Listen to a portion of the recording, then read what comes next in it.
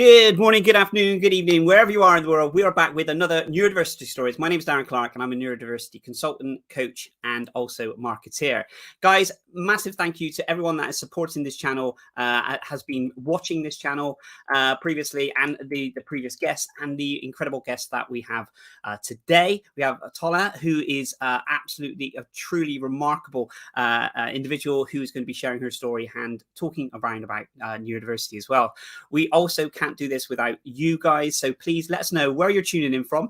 It's always great to know. We are hitting lots of different countries, lots of different time zones, so if you're watching this live, please do chuck into the chat where you're watching this from. If there's any questions throughout this as well, then please do let us know. And if you're watching this in replay, then please, if you see something and hear something that you want kind of to have a discussion about, please drop it in the comments below. So that's all the housekeeping that we're doing. But guys, I also want to say a massive thank you to our sponsors, IDL. They are doing an incredible work on a global scale, and they also have a massive range of products that are really close to my heart. So I want to share with you one of their well-being products and services that they have. Please do check out this from IDL.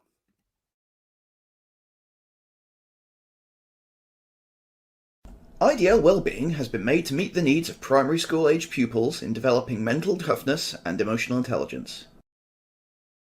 As well as learning about themselves using our brand new thought detective, pupils will also practice positive affirmations and gratitude, both of which have been shown to improve mental health. In addition, pupils can make positive decisions around their feelings with our Worry Washer, and set positive behavioural goals based on 6 emotional competencies that we have identified as confident, curious, connected, reflective, active, and organised. To support their growth and model mindful habits, we've developed many activities, including breathing exercises, a body scan, desk exercises to be done individually or as a class, guided meditation, our maze game, make a face, as well as Sudoku, word searches, and a dot-to-dot mindful practice.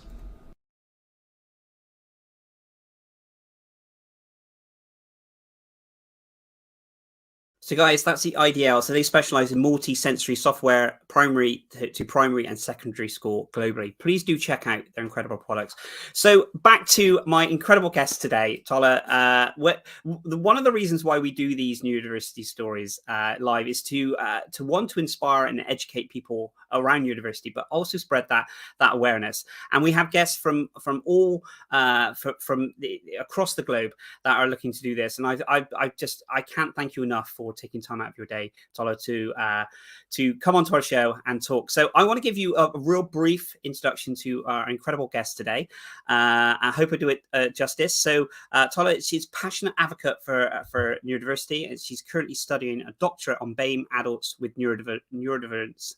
As a consultant, she empowers organizations and individuals to embrace their unique strengths that neurodiversity can bring and provide practical strategies, guidance, and resources to help her clients thrive. I'm so looking forward to speaking to Tola today. The bio that you sent me, I don't do it justice in the incredible work that you're doing. So guys, please sit back as we welcome Tola to Neurodiversity Stories today, and we'll speak to her shortly.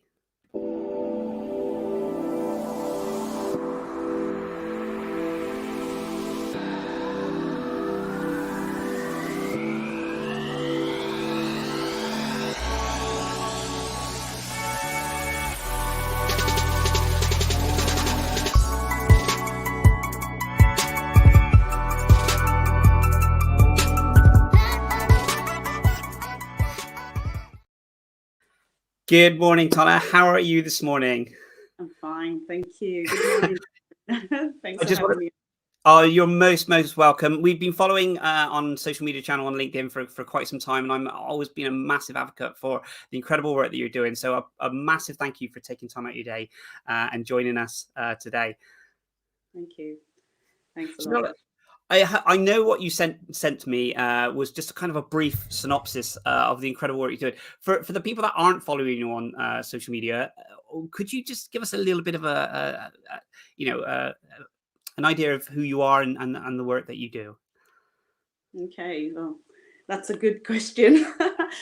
Well, I've been a lady of many hats. I've had quite a bit of background in education, business, also quite recently my doctorate, which is opening another world to me, another world which indeed I've always been a part of without realizing. So I do a lot of training and consultancy for bringing up people, mainly people that work in different organizations to try to find themselves in the organization. Very passionate about culture as well, organizational culture, because I believe that that's the root of everything. I did a research about 2 or 3 years ago about satisfaction with employees, and you can always find that where there's no satisfaction, somehow something goes wrong somewhere, and it's not a good place to work. But sometimes all we need to do is just tweak the culture, and things start to fall in place as well. So yes, Absolutely. I've had a few things. I write. I'm a mother, a wife, quite So you're, busy. yeah, incredibly busy. Well, again, thank you so much for sharing that. I just want to kind of touch on the subject you mentioned about in kind of workplace culture, in that side of it, and like you said, a few little tweaks can really change an organization. I've seen this happen. Seen this happen in organizations in the past, in many years ago.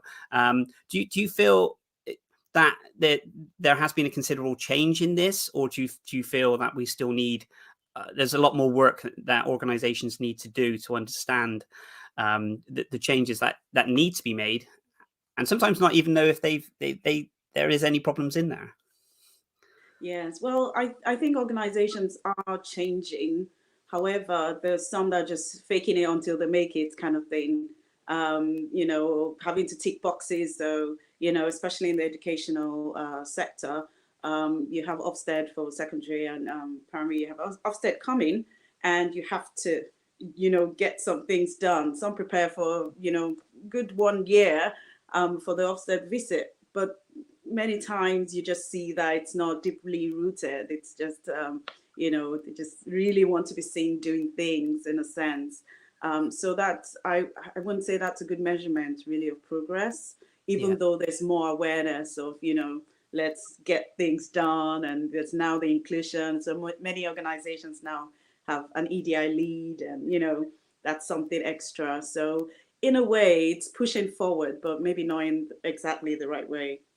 Yeah, no, absolutely. I completely, thank you for sharing that. And I agree that, I guess there are, if we took an organization as such, how many different facets there are with this, and how many things that they need to make sure that they're covering, and making sure that they're supporting on these things. And I guess some would argue that it's, we've only got enough resources to do this and this, but it's so important, isn't it, that to have your team united, and all working towards the same goal, but in an environment which is safe and actually pleasant to be in. Yes, that's very important. However, like I mentioned earlier, it's not always the case where the things that are provided to support the staff or employee is the actual right fit for them. Yeah. So sometimes we have, things rolled out, but looking at it very closely, you find out that it doesn't really cut it. You might find, for instance, someone that comes, maybe like a member of staff that says, okay, I think I might be dyslexic. The first thing that says, oh, we'll get you colored paper.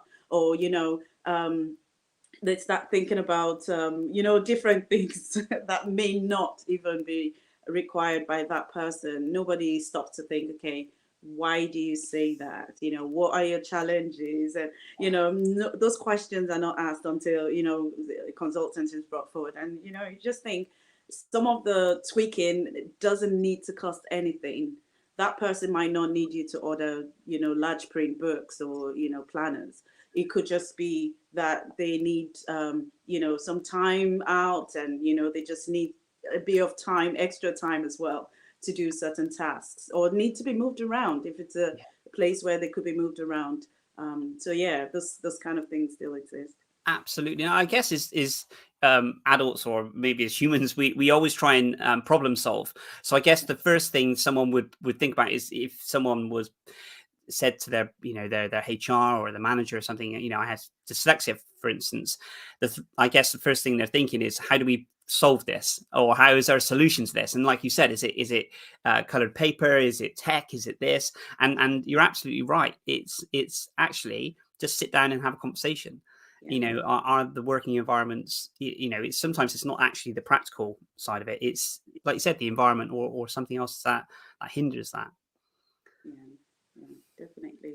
I mean, one phrase that I use commonly is, whatever's good for, in the context of schools, whatever's good for SEN, special education needs, is good for all. So sometimes we have that mindset already that things have to be done in a certain way but really, to be honest, if, doing a presentation will mean not using white paper, using off-white, or, making, your screen gray or whatever it is, those little tweaks really can be done by everyone. Absolutely. So tell me a little bit about yourself with regards to your connection with the work that you're doing, and your for me, I found out I was dyslexic at the age of 36 and ADHD at 37, 38. So it's quite late in this kind of term, quite a late diagnosis in that side of it. What's been your kind of connection and your passion with the work that you're doing? Well, I've been on a journey, to be honest, a very, very lengthy one. So I first found out about dyslexia, me being dyslexic, when I was 38. It kind of was a shock, although not so much of a shock, bearing in mind that I had certain difficulties. I would have been set to be an A student, but when my results come out, I'm either a B or C, those kind of things held me back. And I always thought, oh, maybe I didn't deeply understand it. But I thought I did well in classroom, question and answering. I'm just, having my hands on, teaching other people. Even for my degree, I was there teaching people. And when the results came out, I remember very interestingly, everybody were talking about their results, and they said, "Oh, Tola, did you get a 2-1?" Because they all got 2-1s. And I was like, "No, I didn't get a 2-1. Tola got a first." And they kept going around, "Tola got a first," because this is Tola who would sit them down and talk through topics that everybody struggles with. And I kind of had that system around, reading something like, I don't know, 100 times and then getting it. So they thought, oh, Tola just reads it that way and gets it. So I just thought, should I do this? Just let them go away saying I got a first, I'll call them back and just let them know, because I never attended that ceremony. I didn't know if, everything would be printed in some kind of booklet or something. So I went, wait, guys, don't go too far. No, I had a 2-2, and nobody could believe it, because, you don't get a 2-2 if you knew everything or well, seemed to know so much. So that was the first blow. I think that was the first blow I had that was significant in the journey, because it then felt like, okay, so how hard can I try if I can't just go to, it was so easy. Maybe it was my course, maybe it was just my uni, I don't know, but it was easy to get first, because first year didn't count, although I did so much in first year. I had all my energy on my courses, put all my energy on my courses. But, 50% of your scores were from your dissertation, which was a research project. So it was quite straightforward to get first, but I didn't get it. Then I knew, okay, there was something I needed to start doing. And that stood in the way of so many other things.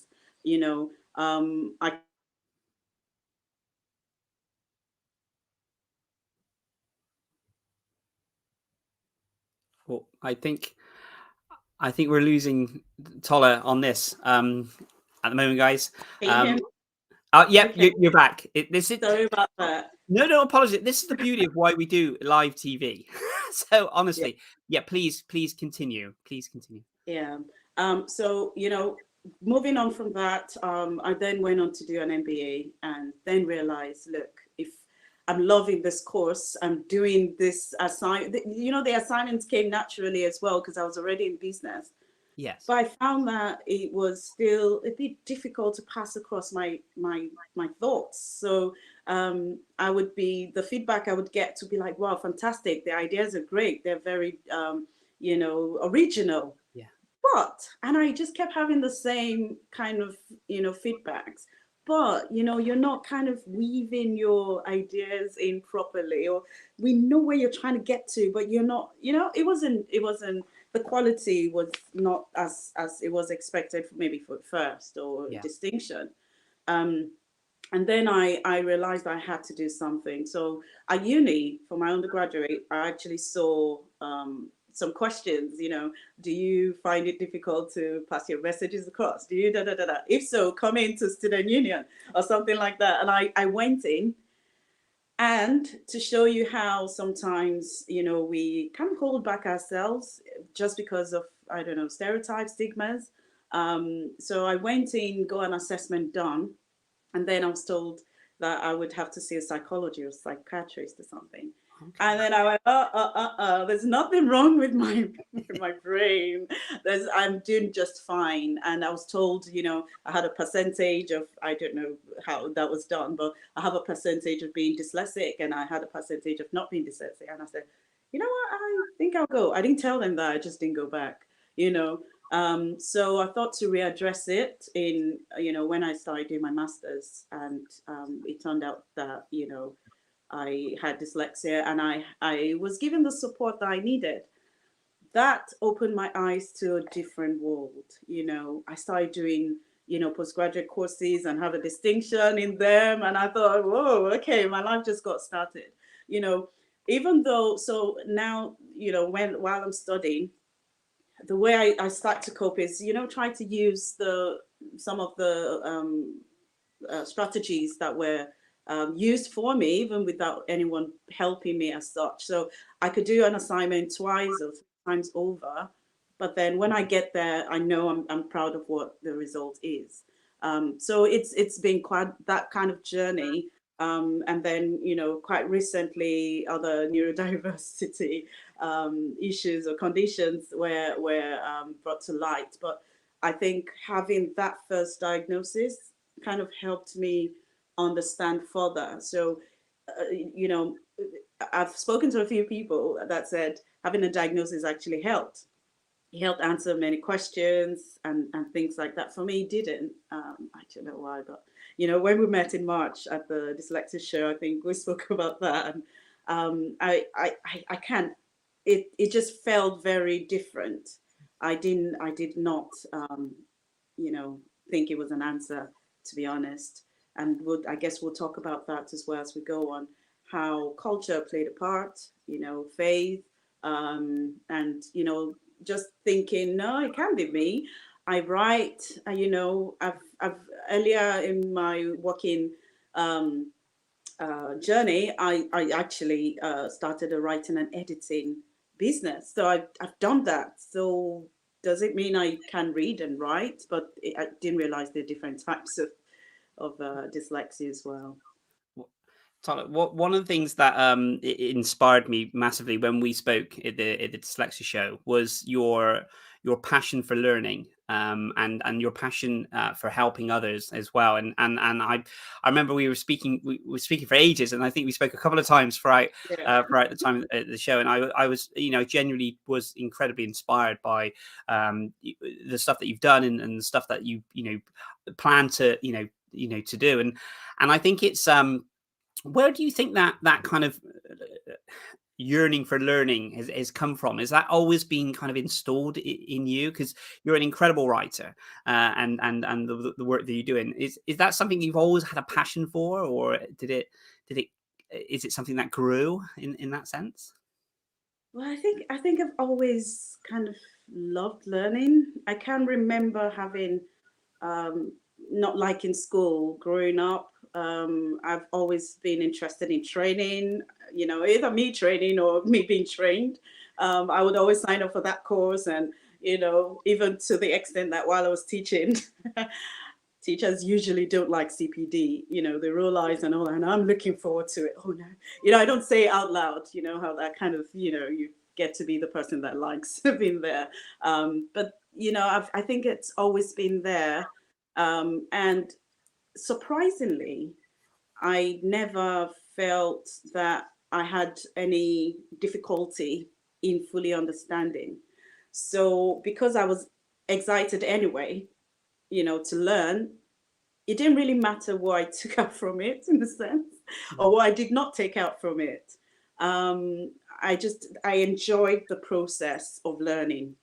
And I found that it layered. So as I learned something here, leadership, I done quite a lot of leadership training, or once I exposed myself to it, my style of learning, I always thought was just pictorial. So I see a picture. I hardly studied. Now maybe I know why, but I hardly studied. I hardly opened my books, but I did kind of well as well. So that was even an excuse. That was what I thought was affecting me, my grades, because I felt, yeah, well, you never really studied, but I remembered what I wrote down. So I could remember a whole topic, the definition, because I wrote it down, and I could remember I used a blue pen or underlined it. So that helped. So yeah, I do like studying. I don't know if dyslexia has affected me that much with studying, apart from the end result, which, isn't always as great as the effort I've put in. But the process has been fantastic. And hence why you're studying at the moment. Yes, I am. Yes, I've always wanted to do a doctorate. Even straight from my undergraduate days, I applied for a doctorate. But one thing held me back for a few years after I graduated. Apart from having a tutu, that affected things quite a lot. I also heard that when you study a doctorate, after 3 years, whatever you've studied is obsolete. So I thought, no, I'm not going to do something in science or something in IT. And by the time I'm writing my dissertation, it's old news. So that kept me back. And I thought, what would I do? Should I do it in writing? Should I do it in psychology? And I kept asking, but I've always been in education. And I then realized that it's possible to actually get that intersection between business, psychology, and education. And that's what I'm doing now. So I'm looking at, BAME, neurodiversity, which, is crossing psychology and business. But I'm doing that under education. Can you thank you again for sharing that? And like I said, I'm always inspired how much learning you're taking on, and obviously, you must have a real passion for that to to stay on. But congratulations on everything. Can I just touch on the fact that you mentioned that you're studying around BAME, and this is something that comes up quite a lot, and rightfully so. When we're talking about neurodiversity and neurodiverse individuals as well. Could you tell us a little bit about maybe some of the studies that you found, or some of the things that you've kind of experienced in that side of it? I think the first thing that got my attention while I, was putting, reading papers and research was the fact that we all have some kind of neurodiversity. Would I use the word condition? Or we're all neurodiverse. And the psychologist Judy Singer was the one that coined it. Funnily, she did it during her dissertation. It was her dissertation. And in that dissertation, she mentioned the word neurodiversity, and she compared it to biodiversity. So when we say something is biodiverse, or we're talking about biodiversity, we're talking about, the different living things bio being living. So when we talk about things that exist, we're talking about humans in this case. Neurodiversity would point to the fact that we all have different brain wirings and functions. So we're all different, really all different. Even when you take two people that are quite similar, have the same or similar upbringing, they're still very different.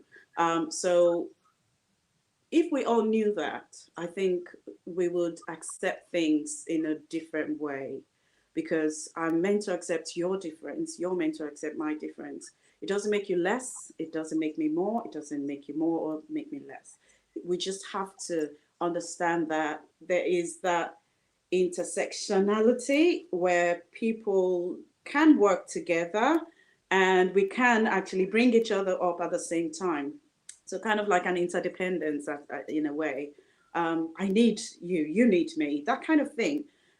If we all thought that way, I think we as a society would accept neurodiversity better.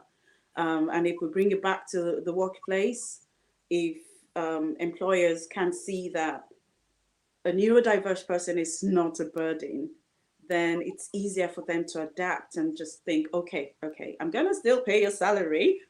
However, these are the expectations. Can you meet it? And individuals have different. So because someone is, has ADHD, does not mean they're messy and, or they have dyspraxia, doesn't mean they're all clumsy. And, it doesn't always mean that. Yeah. That person might just have the, tip of those bits, but they can also bring so much wealth to an organization. I think one of my visions for the future in the next 10 years, is to go to as many organizations as I can, especially around the education sector, to bring that awareness about adults. We talk about children. In the education sector, it's very easy to just have that sheet and you look, oh, okay, Danny, come over here. Oh, you need to see at the front. Oh, why, miss? Oh, I need to help you. You just had to say it. You don't really tell, or maybe sometimes you do tell Danny. But that teacher might have been dyslexic and have ADHD and maybe autistic. So if Danny has ADHD and Danny's seated at the front and Danny didn't take his medication, that could trigger the teacher off. And nobody sees that. But the teacher needs just 5 minutes to step out. Nobody knows, even the teacher doesn't know they have ADHD or autism. And then there's a crisis. We don't understand that. The teacher then loses their job, then can't get into another job. It's just, there's a roller coaster. And we just all have to stop and think, is this person lazy? If the answer is no, you've seen this person, they hold a senior role, they've done this and done that, they've achieved this and achieved that. But then that just little thing then makes you think they're, not capable of, not able to do things. Yeah. I think it's just that mindset change. We need to start stepping out of that thought that once someone is underperforming, then they cannot function rightly going forward. I think HR systems need to change, policies need to change. Many organizations have EDI policies. I've seen a few as being an EDI lead myself. But my first question is, and when I am not part of the organization, I'm just looking at it. My first question is, so what does this mean to you? Brilliant. Because you could write anything on paper. I could say that, I've been to the Bahamas 100 times and that's on paper. But then I'll show you my passport, I'll show you my, you can't prove that it's being implemented. I could say that's where I'm going next week. You have to be able to prove that you're actually changing the culture. Yeah. Do not just CPDs. Teachers are tired of that. What are you doing to find out, even if you have, or how many people, you definitely do, but how many people in your organization has, is neurodiverse, and you don't have to go around to everyone asking, there are ways around it on the forms during the interview. If they don't, on the forms, while I was EDI leading an organization, I actually requested to have access to who's not who in terms of the person, but how many people have indicated that they have a neurodiverse condition. And just one person did, just one person. And this was a really big organization. So one person that was known to them, even though we know statistically that it would be far more if we're looking at that number. Yeah, at least 10%. One of the things I then said was, okay, it's too late to get them to refill their forms, the application forms, but we have to find a way to find people out. many people are suffering in silence. Not everybody wants to say they have that because, there's stereotypes around, that, there's stereotypes around them having it in the first place, or not being able to perform the way they're expected to. Because if I told you I had dyslexia, first thing you're going to say is, oh, Tola, you can't take notes for us anymore. Yeah. If I was the administrator, then you're thinking, okay, we might need to get someone to assist Tola, and stuff like that. It's like everything will then be questioned and limited on any other task. Like you mentioned, if your job role was, if someone's job role was to take notes in certain meetings and things, then is it okay? So we'll take that away from you, and we'll take that away from you, and then suddenly it gets to a point where you've had everything taken away from you, job wise, and then it's okay. So we go down the process of performance, and we go down, you're not fulfilling this role, and I guess what we're saying is it's not. We don't want that special treatment in the sense of limiting.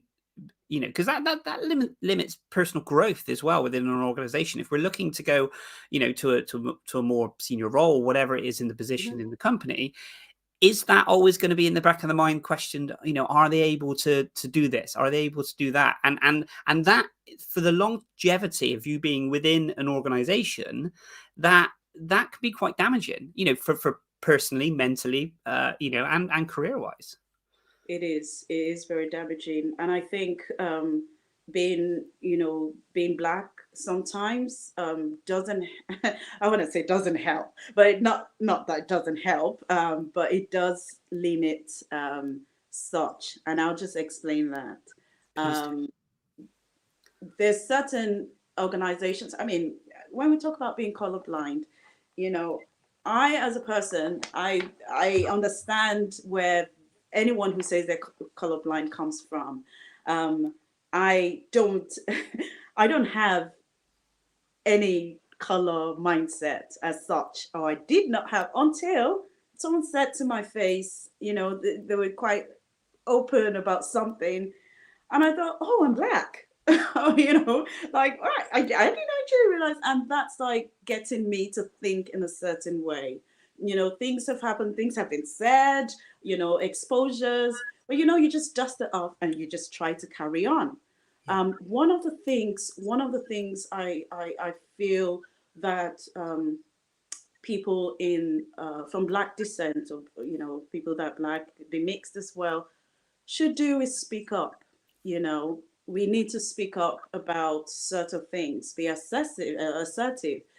So where there's that limitation, no, this is what I've done in the past. I did it without knowing I was, or, I've always known I have been, and this is what I've accomplished. Now, where there are limiting factors and people cannot achieve what they want to achieve, I would just say that's when people need to start coming out and getting themselves, involved in communities where they can be encouraged to step out rightly. We all have, we're all experts at something.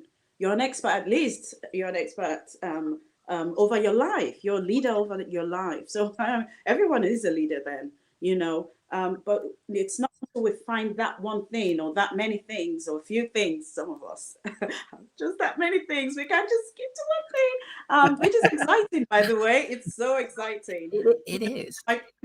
My family, they're so supportive, but they never, there was a period of my life where sadly I had a concussion and things were really quiet. It took me a few years to come out of, everything stopped, had to stop, and, my brother one day just said, this is not you. There was nothing new coming. Tola didn't have any new project she was excited about. Tola was not studying a new course. What's going on?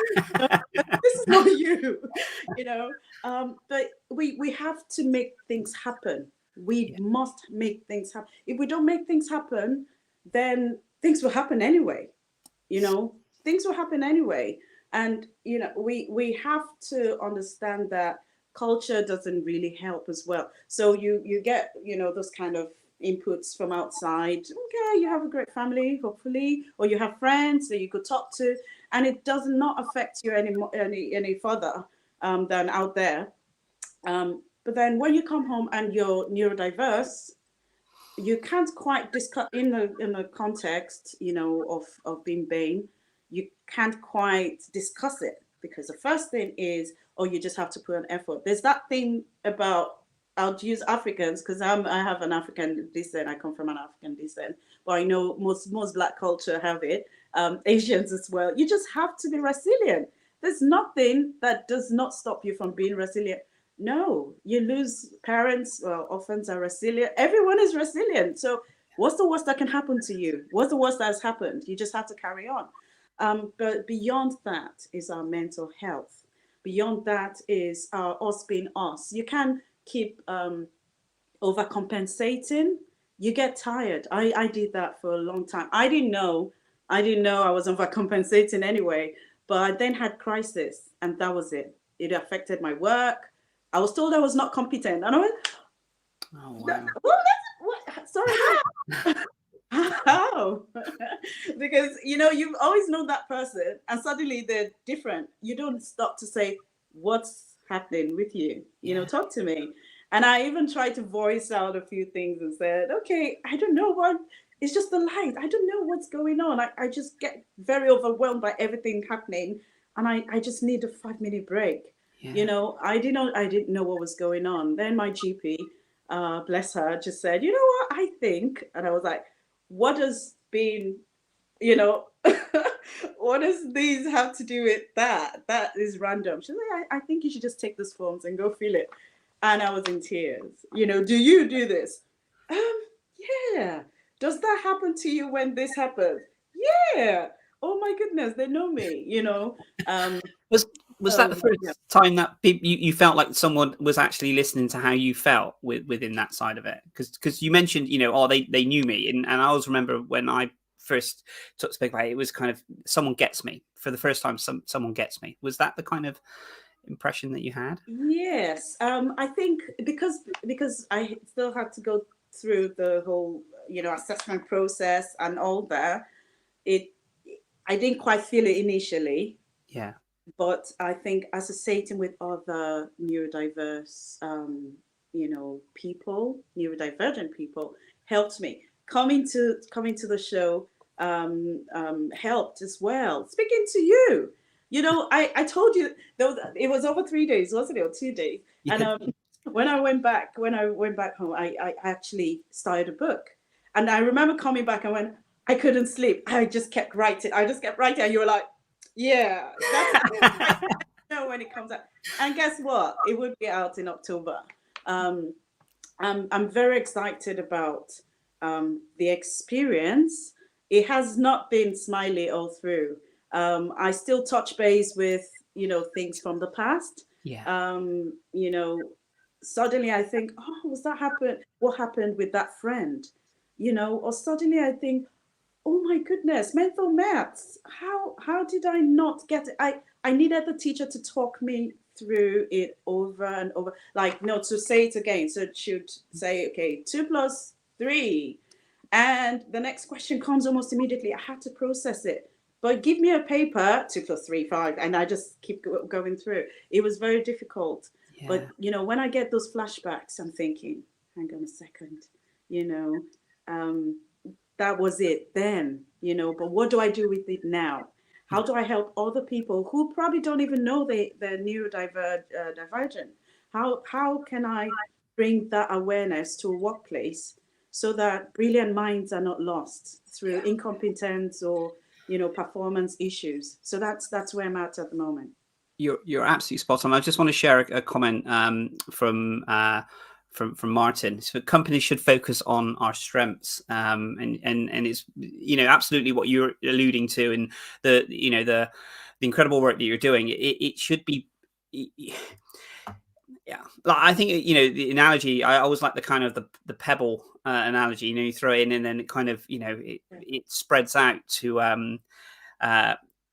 to help people. And I think what you've done and what you're doing and what you'll continue to do with your writing and the work that you're doing, it will it will help people that don't know that they need the help, and then it will just expand. And I can imagine that's quite, it's very rewarding. I mean, it's hard work for yourself to keep going, but I can imagine that's those glimmers of hope that you're putting out there are really must be rewarding, that you're helping these people. Yeah, it has been.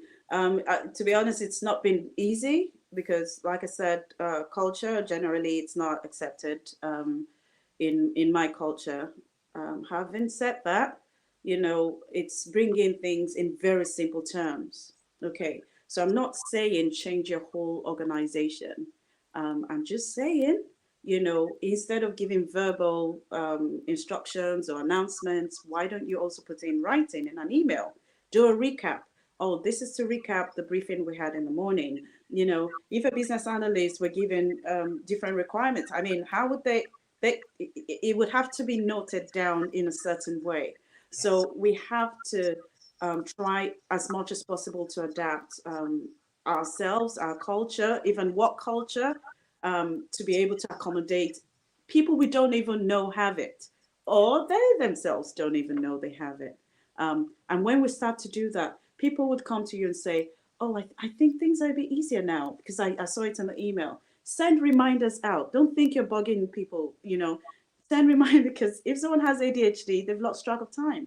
Yeah. They would forget a very crucial appointment. I forgot an appointment that was very important, It's a good thing it wasn't a job interview, but yeah, it was a medical appointment and I had to wait months to get another appointment. I knew up to the day before, I knew it was the next day. And the next day came, it was during summer. The children were at home. And I remember just talking and I went, what's the time? It was 11. My appointment was at 9, so that was gone forever. So we have to put a conscious effort. I think we need to be very deliberate. Those of us that are leaders listening to this, we have to be deliberate in helping people come to that point where you bring the best out of them. That's who a leader is. That's what leadership is all about, bringing the best out of that one person, because that one person might just be the next CEO of the company. You never know. But if because they made a spelling mistake, you think they're not, they don't have the required skills, then, it means we're not inclusive enough. Yeah, absolutely. Thank you so much for sharing that. And why do you think we are? I mean, when someone starts kind of talking about their, let's say dyslexia, for instance, someone starts talking about their dyslexia, and it may be from, you've gone in and done a very powerful talk, or you've done some work within an organization, and it's kind of sparked that, that thought pattern. Actually, I'll speak to my boss. But there's so many other dimensions to this, isn't there? Because it's where do you talk first? Because you have to have the kind of the workplace talk, you have to have the family talk, you have to have the friends talk, you have to, all of these different things that are stepping stones. And yeah, I can imagine, like you said, from the culture side of it, those can be difficult as well from all different sides. For an individual to maybe go into work, hear you talk, and then say, okay, I'm going to start doing this. It's a big process, isn't it, that we have to do, and we have to make sure there's enough support there from all sides. Yeah, it definitely is. I would say start from where you're most comfortable with, and usually it would not be. Sometimes it's not work.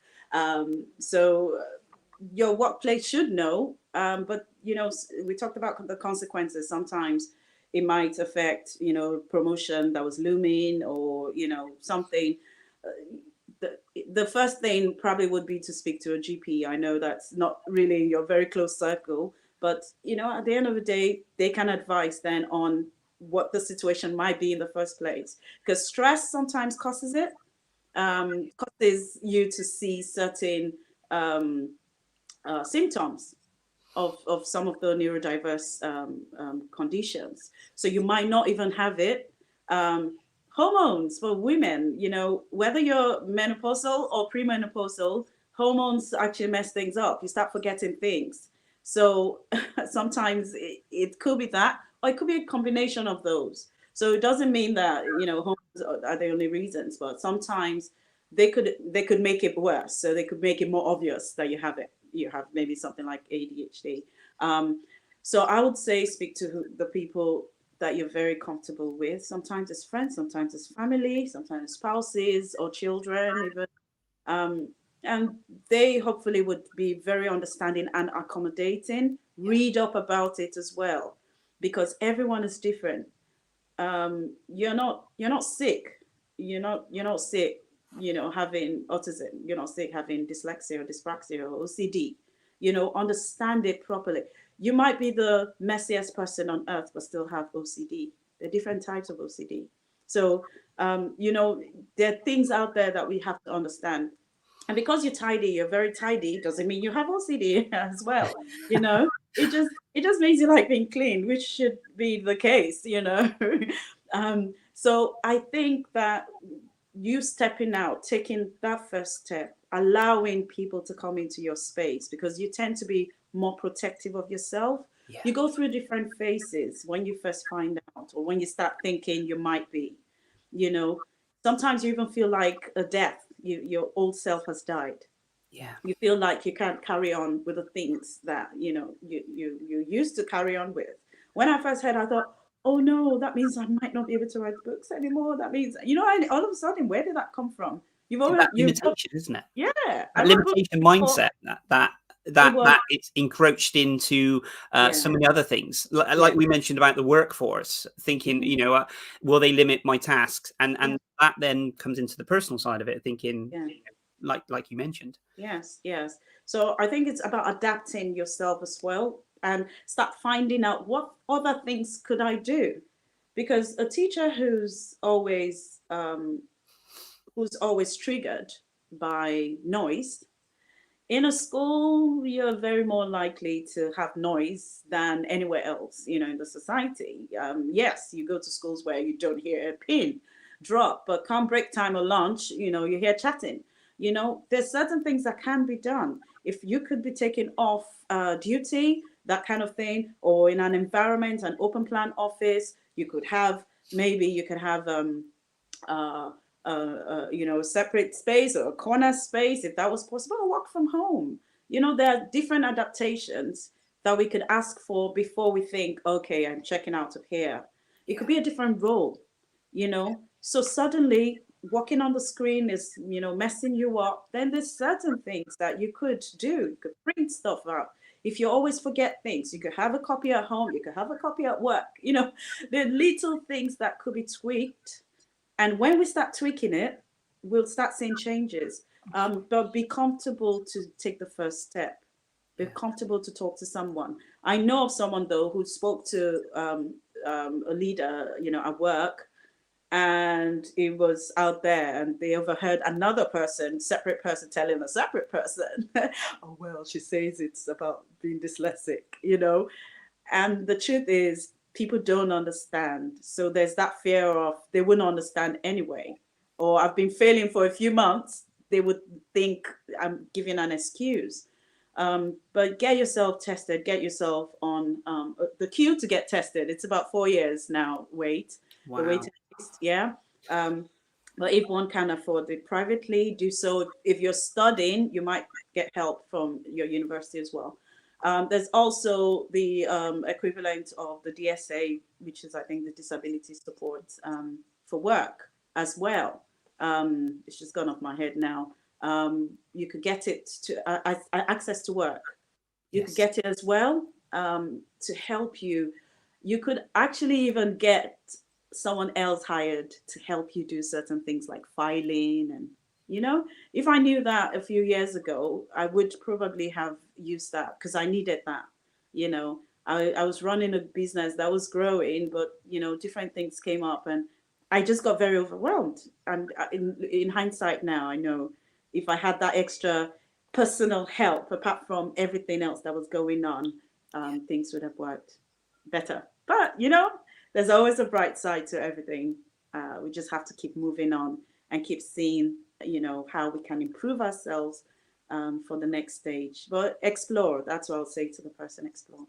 Tola, it's been absolutely, I've learned so much from all of our different conversations at the Dyslexia Show. And I know we speak a bit of our kind of LinkedIn, and I knew having you on the stories, I would learn even more. And I felt like, I always said that analogy, I'm like a sponge. I just absorb knowledge, and you've definitely, shown and given me so much today. So I can't thank you enough for that. Thank you. Thanks for having me on. Tola, if people want to get in connection with yourself, and I'd love to get you back onto the show when, and no pressure on this, when your book is written. I can't wait to purchase a signed copy, hopefully a signed copy. So you actually said so. You said you're my first. Yeah, I know, and I'll keep on saying I don't want to put any pressure on this. No pressure now. I can't wait to purchase a signed copy from that, and we will continue to support you on from Neurodiversity Hub and Neurodiversity Stories on this side of it. But if people wanted to connect with yourself, or how would they do that? Okay, so they could go on my website, neurodiverse.com. So it's neurodiverse.com. Yep. So it's NEURODIVACE. So the ACE at the end is that to remind us to ACE neurodiversity. Oh, I love it. So just leave a message. I'll get it directly. Or you can find me on LinkedIn as well. I'm just Tola Awe and on LinkedIn. Do you need any more? No, I will put any links that you have underneath on this, and when we put this out to YouTube and other channels as well, they'll have the links on this. But honestly, I cannot thank you enough for your time. It's been absolutely wonderful catching up with you and hearing the wonderful stuff you're doing. And like I said, I can't wait for the book, and the continued work that you do with the organizations are absolutely needed. And good luck with that. Good luck with the study, and good luck with the book. Thank you very much. It's nice. Wonderful. Thank you very much, Tola. Take care. Have a lovely rest of the weekend. Thank you. You too. Bye.